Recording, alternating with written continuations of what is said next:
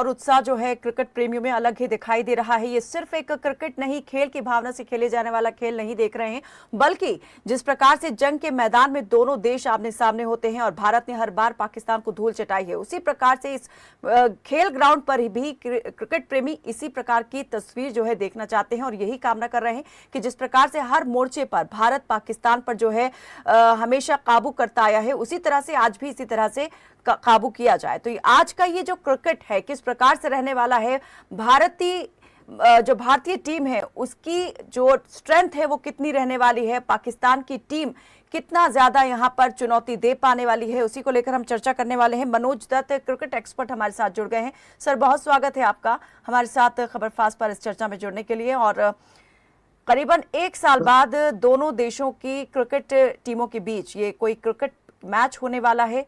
हालांकि पहलगाम आतंकी हमला, ऑपरेशन सिंदूर के बाद जिस तरह से ये मैच हो रहा है, दोनों तरह से इस मैच को लेकर के एक तरफ जहां कामना हो रही है भारतीय टीम की जीत की, तो दूसरी तरफ बायकॉट को लेकर भी काफी लोग दिखाई दे रहे हैं, विरोध भी कर रहे हैं। लेकिन इन सब के बीच खेल भावना को ऊपर रखते हुए, और जैसे भारत सरकार ने भी बताया कि ये बहुपक्षीय मैच है और हर एक चीज का एक नियम होता है, उन नियमों के दायरे से बंधे हुए हैं और इसी के तहत ये मैच हो रहा है। सबसे पहले हम यही जानना चाहेंगे आपसे कि इस मैच को आप किस तरह से दोनों टीमों के लिए देख रहे हैं। दोनों टीमें अपना एक एक मैच जीत चुकी हैं एशिया कप में और अब एक दूसरे को चुनौती देने के लिए उतरने वाली हैं और दोनों के लिए बेहद महत्वपूर्ण ये मुकाबला सुपर 4 में पहुंचने के लिए। देखिए, पाकिस्तान और भारत की टीमें जब भी आमने सामने होती हैं तो रोचक रोमांचक संघर्ष हमेशा दिखाई देता है और मैच से पहले ही सभी क्रिकेट फैंस उम्मीद करते हैं कि उनके देशों की टीमें शानदार प्रदर्शन करेगी। और यहाँ पर अगर भारतीय परिप्रेक्ष्य में बात की जाए तो भारतीय टीम बहुत ही संतुलित दिखाई दे रही है सूर्य कुमार यादव के नेतृत्व में। और जिस तरीके से अभिषेक शर्मा और शुभमन गिल को मौका दिया है पारी की शुरुआत करने के लिए, दोनों ही पंजाब से आते हैं, दोनों ही आक्रामक शैली के खिलाड़ी हैं, एक दूसरे को बैक करते हैं, बहुत अच्छा नियंत्रण और संतुलन स्थापित करते हैं पारी की शुरुआत करने के लिए। वहीं दूसरी तरफ सूर्य कुमार यादव, तिलक वर्मा, हार्दिक पांड्या, अक्षर पटेल, इनकी मौजूदगी कहीं ना कहीं भारतीय मध्यक्रम को मजबूती प्रदान करती है। और जिस तरीके से शिवम दुबे को मौका दिया है कोच गौतम गंभीर ने, कहीं ना कहीं इस बात का इशारा भी है कि भारतीय टीम ऑलराउंडर्स के ऊपर निर्भर रहना चाहती है। और गेंदबाजी के ऊपर अगर नजर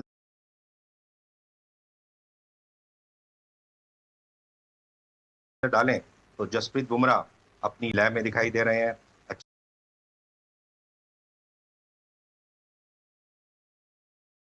गति और उछाल के साथ उन्होंने गेंदबाजी की है। और दोनों टीमों में अगर कोई भी खिलाड़ी अगर फर्क पैदा करता है वो जसप्रीत बुमराह है गेंदबाजी के बल पर। हालांकि 4 ओवर्स की गेंदबाजी उन्होंने जरूर करनी है, लेकिन जसप्रीत बुमराह की मौजूदगी कहीं ना कहीं दूसरी टीम के बैटर्स के ऊपर लगातार दबाव और तनाव बनाए रखती है। वहीं दूसरी तरफ कुलदीप यादव और वरुण चक्रवर्ती दोनों ही रिस्ट स्पिनर हैं, दोनों ही कंडीशंस को भली भांति जानते हैं। भारत ने चैंपियंस ट्रॉफी के सभी मैचेस इसी मैदान में खेले थे और यहाँ पर भारत ने चैंपियंस ट्रॉफी जीतने का गौरव प्राप्त किया था। इस मैदान की एक सबसे बड़ी समस्या है रिंग्स ऑफ फायर। मैदान की जो फ्लड लाइट्स हैं वो अमूमन जो जिस तरीके से परंपरागत रूप से हम देखते हैं मैदान में पोल्स के माध्यम से सूर्य प्रकाश की व्यवस्था की जाती है, ऐसा यहाँ पर नहीं है। यहाँ पर रिंग्स ऑफ फायर है, मैदान के चारों तरफ लाइट्स लगाई गई हैं और जब भी बॉल काफी ऊंचाई पर जाती है तो उस लाइट में से बॉल को जज करना उतना आसान रहता नहीं है। और उसके साथ साथ अगर आप बल्लेबाजी कर रहे हो और एक बार आपकी निगाहें इन लाइट्स पर गई तो कहीं ना कहीं आपका जो जो आईज विजन जो होता है वो प्रभावित होता है। तो कुल मिलाकर के भारतीय टीम बहुत ही संतुलित है। पाकिस्तान के सामने जो सबसे बड़ी समस्या है वो समस्या है पाकिस्तान के लगातार कप्तानों की बदलती स्थिति। सुबह कप्तान कोई होता है, शाम को कप्तान कोई और बन जाता है, जिससे टीम के अंदर रोष उत्पन्न होता है। रिजवान और बाबर टीम के अंदर शामिल नहीं है, हालांकि शहनशाह अफरीदी और रोहेब के ऊपर काफी जिम्मेदारी है। लेकिन पाकिस्तान की टीम और भारत की दोनों की अगर तुलना की जाए, भारतीय टीम तकनीकी रूप से बहुत ही सक्षम और संतुलित है, वहीं पाकिस्तान के पास अनुभव की कमी है। भले ही उन्होंने अभी ट्रायंगुलर सीरीज में जीत हासिल की है, लेकिन पाकिस्तान की टीम बहुत लंबे समय के बाद एक टफ मैच खेलेगी, वो भी भारत के विरुद्ध। तो असली परीक्षा तो आज होनी है कि पाकिस्तान की टीम खेल के मैदान में किस तरीके से एग्जीक्यूट करती है, किस योजना के तहत आगे बढ़ती है। बिल्कुल, जैसे आप कह रहे हैं कि कहीं न कहीं दबाव तो रहने वाला है पाकिस्तान की टीम के ऊपर भी, एक नेतृत्व को लेकर कहीं कन्फ्यूजन की स्थिति जो खिलाड़ियों के बीच बनती है और वो मार्गदर्शन जो प्राप्त होता है, वहाँ वो कहीं थोड़ा डामाडोल हो सकता है। लेकिन अगर इसके इतर बात करें, प्लेइंग 11 दोनों ही टीमों की आपने बात यहाँ पर की है कि कौन सी स्ट्रेंथ दोनों में दिखाई देती है। लेकिन एक जो मेंटल प्रेशर है, मानसिक दबाव है, वो भी यहाँ पर दोनों ही तरफ बना हुआ है। भारतीय खिलाड़ियों पर भी एक तरफ जो आप भी देख रहे हैं तमाम चीजें, जिस प्रकार से हमने बात की पहलगाम आतंकी जो हमला हुआ और उसके बाद ऑपरेशन सिंदूर चलाया गया, और अब इससे जो आहत भारतीय हैं वो कहीं ना कहीं इस मैच को लेकर बायकॉट कर रहे हैं। वो भी कह रहे थे कि ऐसा मैच नहीं होना चाहिए। भारत सरकार खुद पहले कह रही थी कि आतंक और जो खून और बातचीत एक साथ नहीं बह सकते हैं। तो अब ये मैच कहां से आ गया है? पहले आपने हर एक चीज का बायकॉट किया, अब आप इस मैच को खेलने जा रहे हैं उस देश के साथ में जिसे हम अलग ही नजरिए से आप देख रहे हैं। तो क्रिकेटर्स जो है वो इस तरह से दबाव में है। उसमें मैं थोड़ा सुधार कर दूं। हमने ये सुना था खून और पानी साथ साथ नहीं जी जी चल सकते ना बह सकते, ठीक है। लेकिन अब खून और पानी के साथ साथ खेल भी आ गया इसमें। खेल, खून और पानी। एक तरफ तो बॉर्डर पर फायरिंग हो रही है, हम प्रतिदिन सुनते हैं कि बॉर्डर पर भारतीय जवान शहीद हो रहे हैं। दूसरी तरफ हमने सिंधु वाटर संधि जो ट्रीटी है वो कैंसिल कर दी है, पाकिस्तान का पानी रोक दिया है। लेकिन इसके उलट अब हम एशिया कप में पाकिस्तान के विरुद्ध खेल रहे हैं। हालांकि काफी विरोध हो रहा है, लेकिन जब एक बार निर्णय ले लिया गया है कि हम एशिया कप में खेलेंगे और पाकिस्तान के विरुद्ध भी खेलेंगे, तो उस निर्णय का पालन करना हर किसी की जिम्मेदारी हो जाती है। हालांकि मैं 2-3 दिन से देख रहा हूं कि खिलाड़ियों को भी ट्रोल कर रहे हैं, खिलाड़ियों की भी आलोचना हो रही है कि भारतीय खिलाड़ी क्यों खेल रहे हैं। भारतीय खिलाड़ी बीसीसीआई के प्रति जवाबदेह हैं और खिलाड़ी वही करेंगे जो बीसीसीआई कहेगा। और बीसीसीआई ने पहले से ही जो उनका पक्ष है उसे साफ कर दिया है। भारत सरकार को उन्होंने बता दिया है कि हम कभी भी द्विपक्षीय सीरीज पाकिस्तान के विरुद्ध नहीं खेलेंगे, ना हम पाकिस्तान में जाएंगे, ना हम पाकिस्तान को अपने यहाँ बुलाएंगे। हाँ, आईसीसी इवेंट जो होंगे, जो भी मल्टीनेशनल टूर्नामेंट्स होंगे जिसमें बीसीसीआई की प्रतिबद्धता है खेलना, जो कि एक प्रोटोकॉल है, जो कि एक प्रोविजन है, जो कि सभी देशों के बीच में एक यूं कह सकते हैं करार है, संधि है कि अंतर्राष्ट्रीय मंच पर जब भी मैचेस होंगे उसमें हम एक दूसरे के विरुद्ध खेलेंगे। उसी कड़ी में एशिया कप का ये मैच भी है।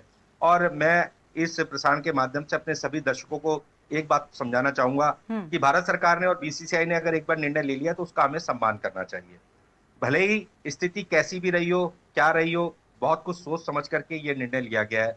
और यहाँ पर अगर एक छोटा सा उदाहरण है, आपने सुबह से सोशल मीडिया में देखा भी होगा, पढ़ा भी होगा, अगर नीरज चोपड़ा ओलंपिक्स में या एशियाड में है और उनके जो प्रतिद्वंदी वो पाकिस्तान के जेवलिन थ्रो वाले हैं और नीरज चोपड़ा और वो अगर फाइनल में है, तो क्या नीरज चोपड़ा भाला फेंकने से मना कर देंगे कि भाई पाकिस्तान का जो खिलाड़ी है वो मेरा अपोनेंट है, मैं भाला नहीं फेंकूंगा?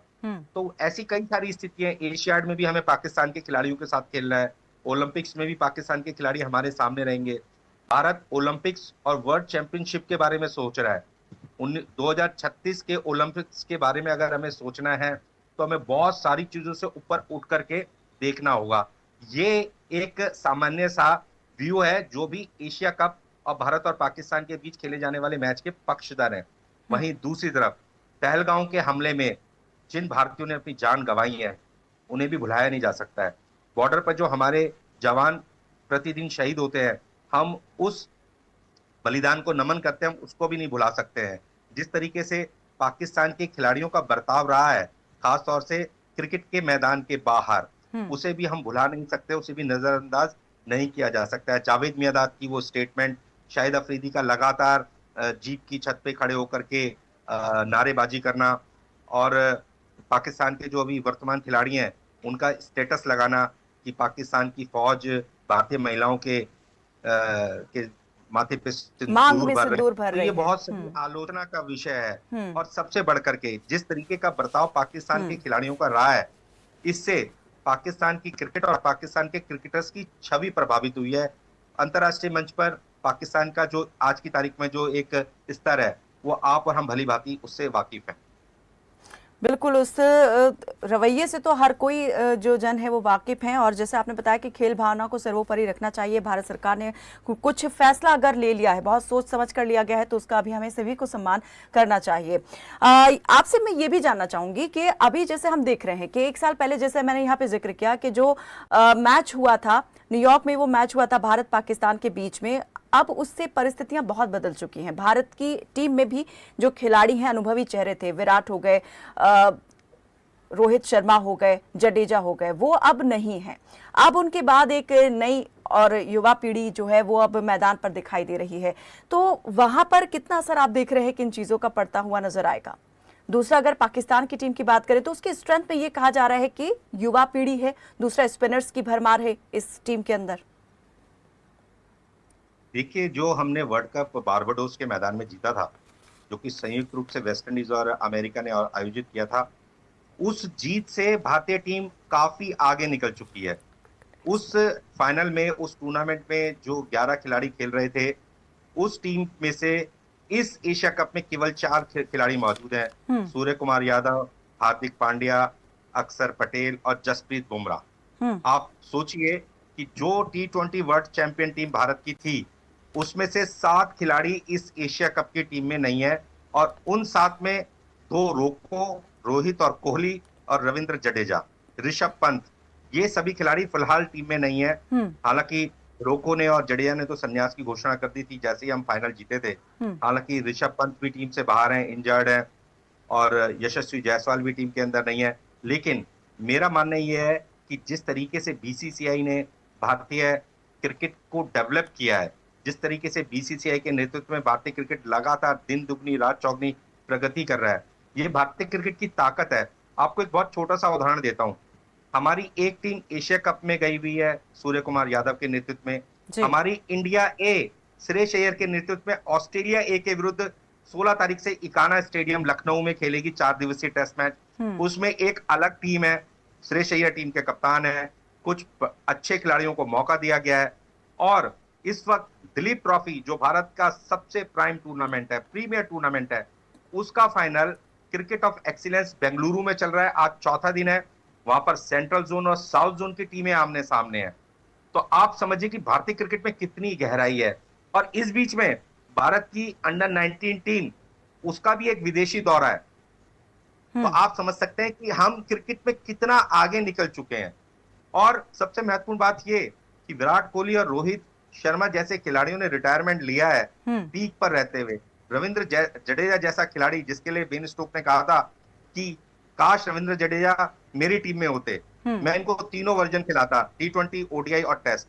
तो रविंद्र जडेजा जैसा खिलाड़ी जो इतना प्राइम फॉर्म में है, वर्ल्ड चैंपियन टीम के सदस्य हैं, उन्होंने T20 वर्ल्ड कप जीतते ही रिटायरमेंट की घोषणा की। तो आप समझ सकते हैं कि भारतीय क्रिकेट टीम इस वक्त बहुत आगे निकल चुकी है अगर पाकिस्तान से तुलना की जाए।